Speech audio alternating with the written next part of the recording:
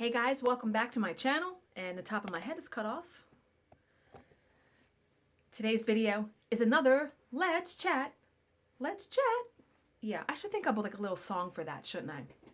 What are we chatting about today? Hands-on design tulip house. Why are we chatting about this? Because I'm going to be starting this momentarily. And why am I going to be starting this? Let me show you. I'm going to train the camera on my closet doors. Every time I open the closet doors, this is what I see. See that? See that frame? This laughs and mocks and says, "You're never going to put anything on me." Remember the frame that my husband and I did, like Priscilla did? Let me stand back so you can see the whole thing. We did this over right the week after Christmas. I was going to stitch the winter Let It Snow bungalow. And it sat and I sort of lost interest in it, and I decided, you know what? I've had Tulip House forever. So I'm going to stitch that one instead. But yeah, you guys remember the frame. I mean, we bought the frame from Hobby Lobby, and it was just this part. We bought trim, glued trim all around the outside. I bought that centerpiece too. I painted the whole frame white. And see the trim? I'm trying to show you. The trim is like decorative. See how it's decorative?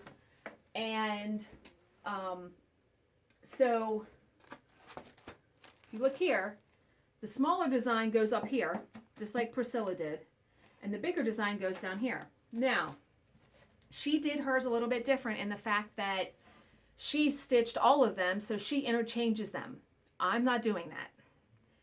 So I am going to, instead of using magnets and sheet metal like she did, I am going to use, now I need a bigger piece of this, but I'm going to use mat board, put fabric around it, and use spray adhesive and permanently put it on there. Because if you look, you can see little bits of white paint. See that?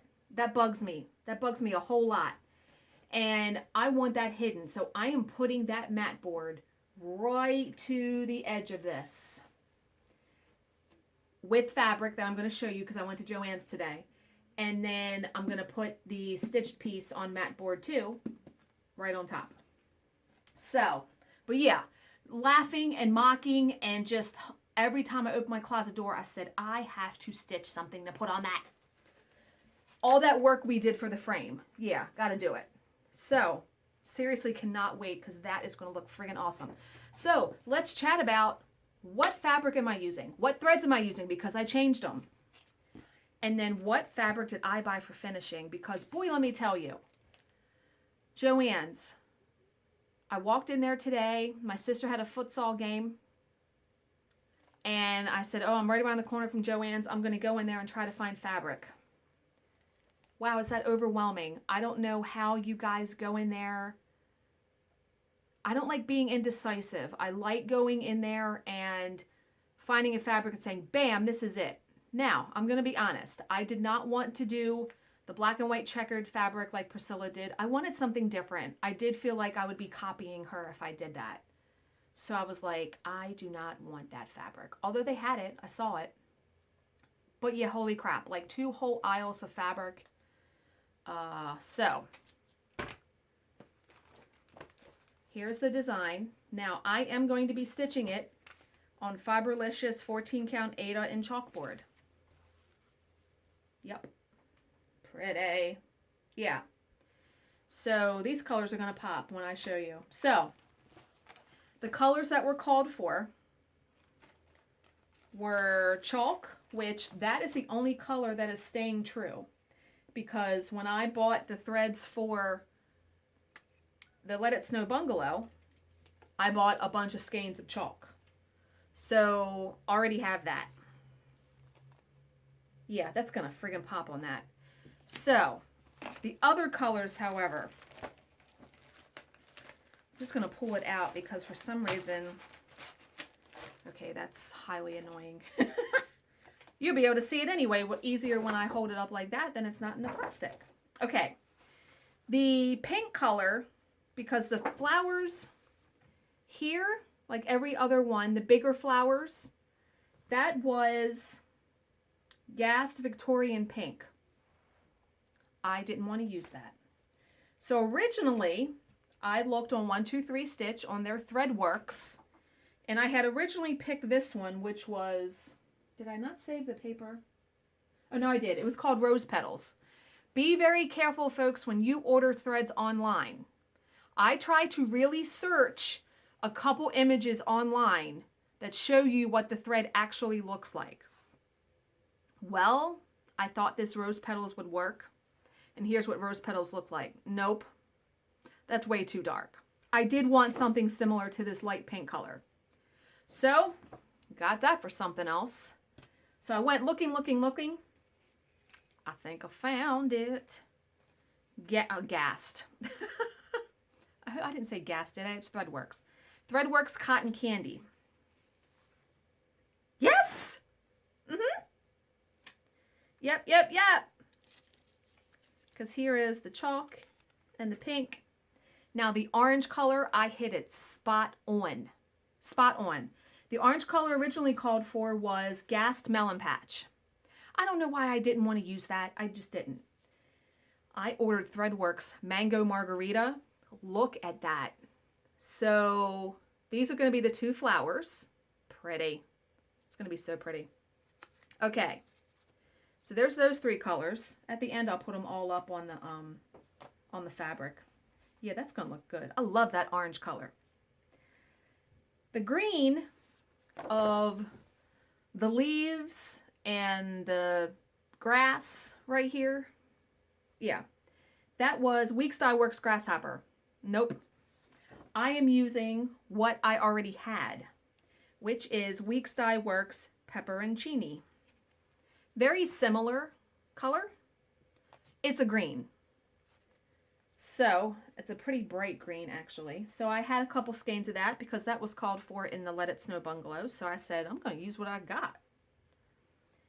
And then there is a red color, the house, the bricks. That was Weeks Dye Works Aztec Red. Nope.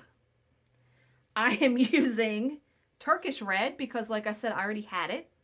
So that's a great red. I almost was going to use Candy Apple because you know that is my favorite red from Weeks Dye Works. And then the final color. Now I'm at a crossroads with this because I bought two colors because I wasn't sure. The door of the house. Look at the door. The color of that is Weeks Dye Works Porpoise.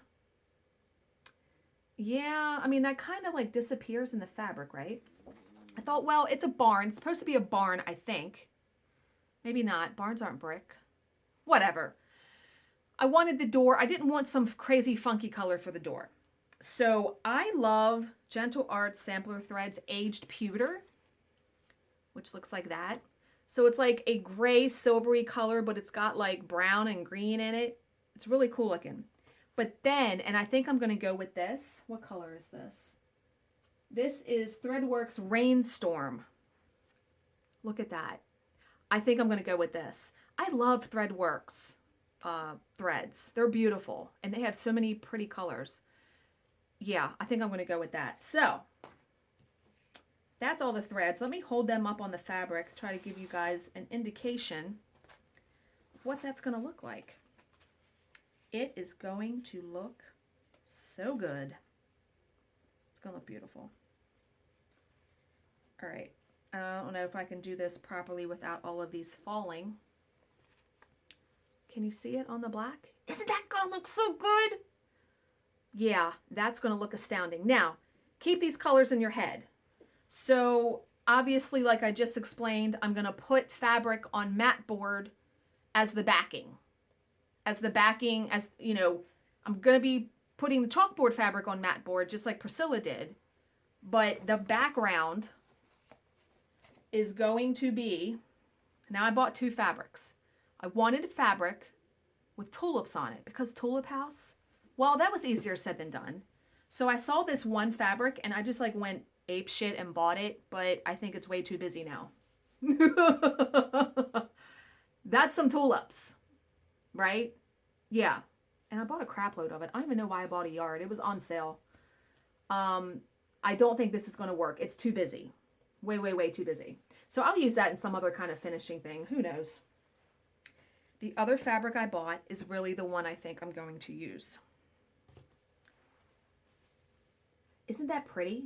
It's like a peachy pink, and the center has, these are green, these little dots. So let me put that up against, am I going to be able, that is going to look really good. Okay, shit. Okay, I'm going to try to hold this up. Yeah, isn't that going to look good up against that on that board? Uh-huh. I think I did good with picking out that one. You should have seen me. I think the clerk was starting to give me like the evil eye because I was standing in the aisle where the fabric is for a good 25 minutes. I could not pick fabric. I don't know how you guys do it. Yeah, so I bought a yard of that too. It was like 40 or 50% off just because if I screw it up by cutting or whatever, I wanted to make sure I had enough. So, Tulip House, stay tuned for that because I'm debating whether to stitch the big design first and then the small one, or the small one and then the big one, because I think if I do the big one first, I'll feel like, hey, that small one, that's no problem because it's like half the size of this. But if I stitch the small one first and then go to do the big one, I'll be like, oh, motherfucker, you know? So, but that's it for me today, guys. I hope you enjoyed this. I love showing you guys my thought process and what I picked out, and just, oh, I have a good story if you guys want to hear a little story. So today, this morning, my sister had a futsal game, and it's about 20 minutes away, and her game was at 10:20. Well, I stayed up way too late last night stitching. I was up till like 12:30. So I got up this morning and was doing my normal stuff, and I was like, I need to get coffee. I didn't eat breakfast. I said, I'll stop at McDonald's. Now, 99 times out of 100, when I go to McDonald's, it's a friggin' shit show. Like, the people that work there, I don't know what's going on with them. Orders are wrong. Machine's broken. The mocha machine's broken. And I thought, just please, God, let me get a motherfucking coffee, okay? So, now I'm only getting a coffee. I'm only getting a mocha. First of all, I pull in and I'm like, oh, good, there's nobody in line. Well, 3 cars then were ahead of me in line. Okay, well, that was fine. I get up there and I say, medium hot mocha, non-fat milk. Okay, $2.75. I pay the guy, no problem. I get up to where you get it. Like I said, I went through the drive-thru. The girl opens the window and says, did you order a caramel mocha? No. I said, I ordered a regular mocha. Huh? That's what she said, huh? A hot mocha, a regular mocha, not caramel. And she looked at me like I was an alien, like I was I speaking a foreign language? I have no idea. And then she just shuts the glass and I thought, oh, Jesus, this order is going to be fucked up. Like, it's going to be screwed up. So she hands me the mocha and I say a little prayer and I roll my window up and pull away. It was the best damn mocha I have ever had at McDonald's. I said, I am never going to have another mocha like that again in my lifetime there. It's not going to happen. It was just the perfect blend of coffee and chocolate and whipped cream. And I thought, oh my God. So I enjoyed, I still have some. I'm going to heat this up. This is like 3 hours old. I am not dumping that and throwing it away. No. Like I said, I told my husband I was dying laughing because, man, we've had some stories with fast food places. We have had some issues. That could be a whole video by itself if I wrote those down. And by the way, I've started to compile my little pet peeves because when I get to 25, I'm going to do a video and chat with you guys about them. I think I'm at 15. Yeah, so, all right. This video is almost 15 minutes long. But yep, hands-on design. Tulip House, love this design. Love their collaborations. Priscilla is so talented and so is Kathy Haberman. I can't wait to show you guys when I start stitching this and get it done. When I get it done, boy, is that going to be a huge accomplishment. I'm hoping to actually take this to, maybe this would be what I work on when I go to the 2 retreats in May, because that may be at that time. We'll see. But as always, if you have any questions, please leave them in the comment section below and I will answer them to the best of my ability. Thank you for watching and subscribing, and I will see you in my next video. Bye guys!